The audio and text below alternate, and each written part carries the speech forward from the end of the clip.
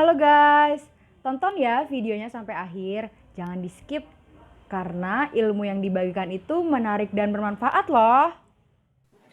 Assalamualaikum Warahmatullahi warahmatullahi wabarakatuh. wabarakatuh.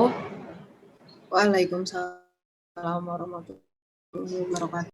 Halo teman-teman semua, kalian masih tetap semangat kan dalam menjalani aktivitas meskipun dalam kondisi pandemi seperti Iya ini? nih teman-teman harus terus semangat ya. Oke, kita belum perkenalan nama ya. Perkenalkan, nama saya Dinda Apriana Ahmad dan teman saya Rizka Ardina Hasan. Pada edisi podcast sehat kali ini, kami akan membahas topik menarik seputar makanan dan minuman, yaitu mengenai konsumsi makanan dan minuman manis pada milenial. Dengan narasumber kita yaitu Pati Eka Putri, SGZ MSI, selaku dosen ilmu bahan makanan, Prodi Gizi, Fakultas Ilmu Kesehatan UHAMKA. Halo Rizka, halo Dinda, Assalamualaikum. Halo Ibu. Waalaikumsalam. Iya, ini rasanya kalau Dinda sama Rizka kan sudah kenal saya ya, tapi mungkin teman-teman podcast yang mendengarkan atau yang menyaksikan belum kenal, mungkin saya perkenalkan diri lagi gitu ya, karena tak kenal maka tak aruf. Nama saya adalah Himawati Eka Putri, saya adalah dosen di Prodi Ilmu Gizi UHAMKA, ya, Fakultas Ilmu Kesehatan. Saya mengampu beberapa mata kuliah ya, di bawah teknologi pangan dan turunannya gitu, ada ilmu bahan makanan, kemudian ada teknologi pangan dan gizi, analisa zat gizi, dan juga mata kuliah analisis sensori gitu. Bu Ima, gimana kabarnya Bu? Rasanya udah lama banget ya Bu nggak ketemu. Sekarang cuma bisa ketemu virtual aja Bu. Iya betul ya. Alhamdulillah kabar saya sehat. Dinda gimana kabarnya? Alhamdulillah sih sehat juga Bu. Alhamdulillah. Rizka, kalau Rizka sehat juga ya Rizka ya? Alhamdulillah sehat Bu.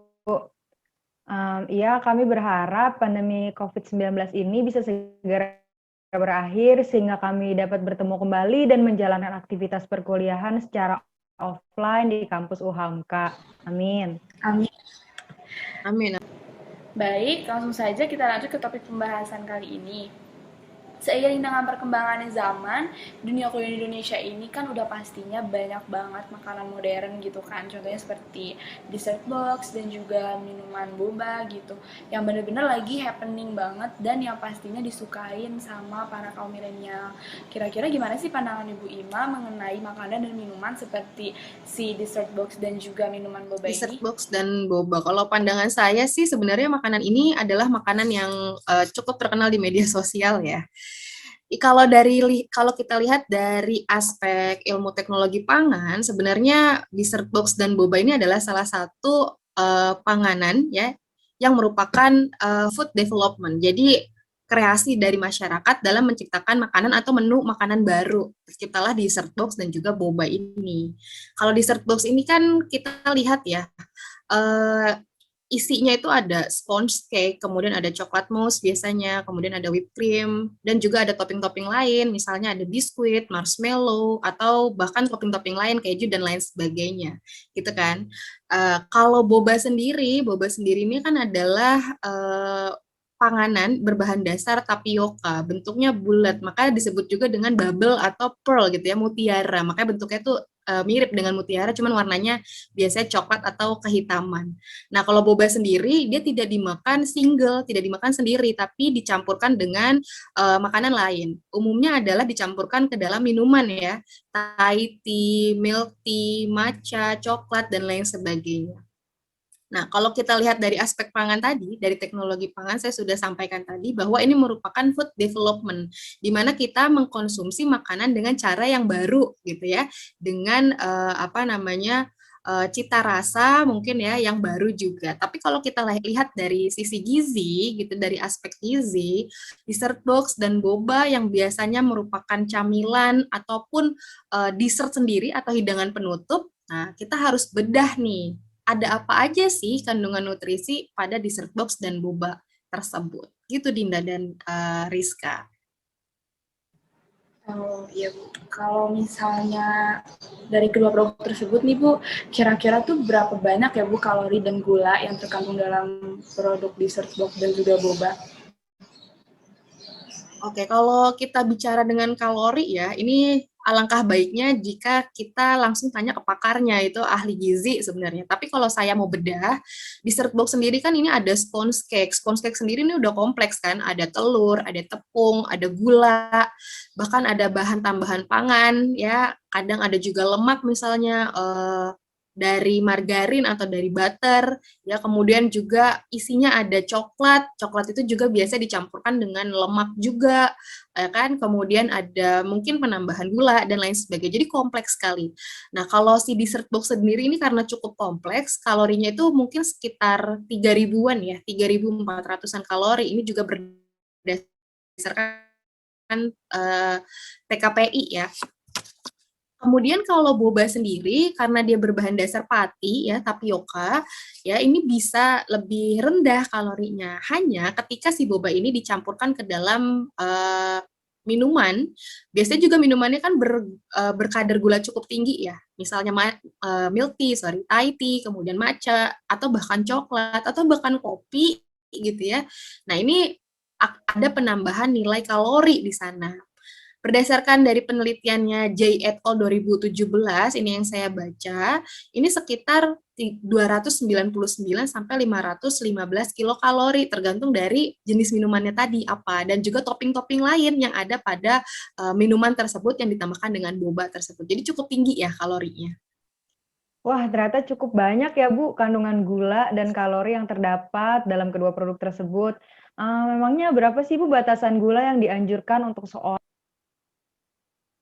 Oke, ini sebenarnya pertanyaannya cukup penting ya, Rizka. Berapa sih batasan gula yang harus atau yang dapat dikonsumsi oleh orang dalam perharinya gitu ya. Berdasarkan peraturan Kemenkes tahun 2013 nomor 30, sebenarnya untuk konsumsi gula itu adalah 4 sendok makan per hari atau setara dengan 50 gram kalau kita konversikan ke dalam ukuran rumah tangga ya. Nah, kalau kita lihat dari tingkat kemanisan, biasanya kalau yang paling manis itu adalah sukrosa ya. Nah, sukrosa itu lebih manis dibandingkan glukosa.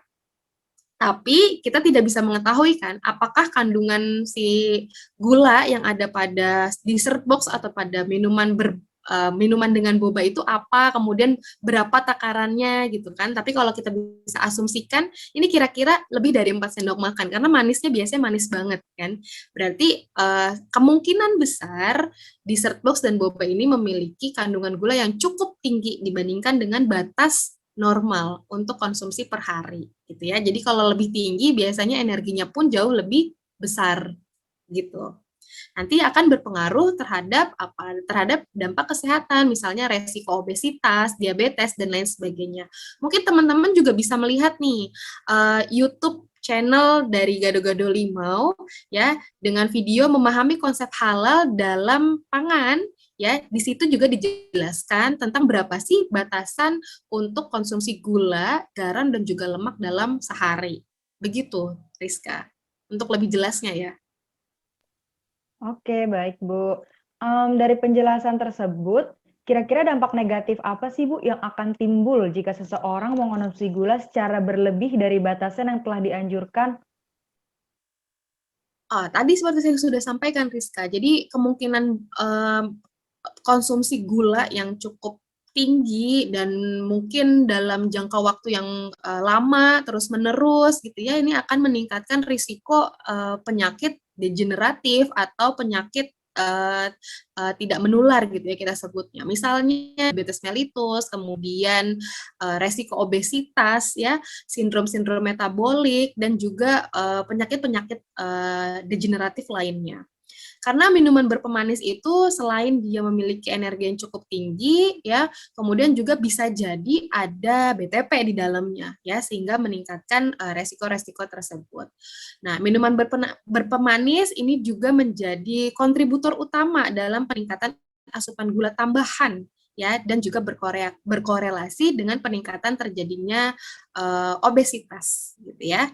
Jadi teman-teman maka dari itu harus diperhatikan konsumsi gula dalam sehari ya. Ini bisa dilihat juga di Gado-Gado Limau ya.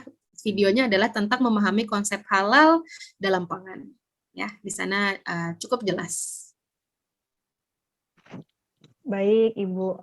Lalu bagaimana ya, Bu, cara yang dapat kita lakukan jika kita ingin mengkonsumsi minuman boba dan dessert box, padahal kita tahu nih bahwa kandungan gula dan kalorinya tuh cukup tinggi, Bu?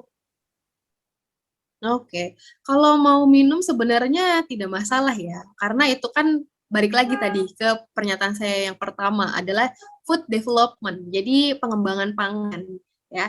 Eh, Teman-teman boleh-boleh saja mengkonsumsi boba ataupun dessert box, tapi kalau mau konsumsi bisa dibagi, di-sharing gitu ya dengan temannya, adiknya gitu ya, atau eh, apa namanya, sepupu dan lain sebagainya. Misal teman-teman minum satu botol boba ya atau satu gelas besar boba itu bisa untuk 2 sampai 3 orang gitu ya. Begitupun dengan dessert box ya. Dessert box ini ukurannya juga cukup besar ya. Jadi bisa dikonsumsi sharing gitu ya dengan temannya atau dengan saudaranya gitu ya untuk meminimalisir atau untuk mengurangi asupan gula berlebih dari kedua makanan tersebut gitu ya.